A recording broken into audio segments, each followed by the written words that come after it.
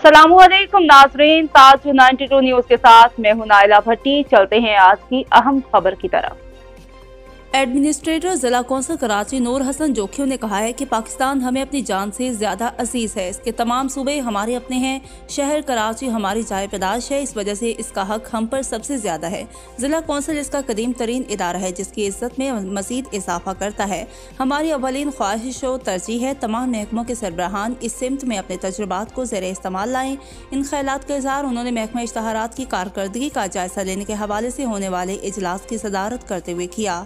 इस मौका पर chief officer Ayaz Hamidullah Baloch, director admin Haji Sharif Shaikh, director इश्तहारात Syed Nadir Shah, director purchase Mujtaba Khan, DEHP Faisal Rajput, assistant director Adnan Baloch, assistant Hamza Absar, PS Qazi Suhail, Fida Jokhio दीगर भी मौजूद थे। सैयद नादिर शाह ने अपने महकमे की तफसीली ब्रीफिंग देते हुए बताया कि कुछ अर्सा कबल आमदन में काफ़ी कमी वाक़या हुई थी, जिस पर एडमिनिस्ट्रेटर की जानिब से नया प्लान दिया गया, जिसके बाद आमदन में खातिर ख्वाह इजाफा हुआ है। कुछ इलाकों में गैर कानूनी साइट अभी मौजूद हैं जिनके खिलाफ 1-2 यौम में कार्रवाई अमल में लाई गई।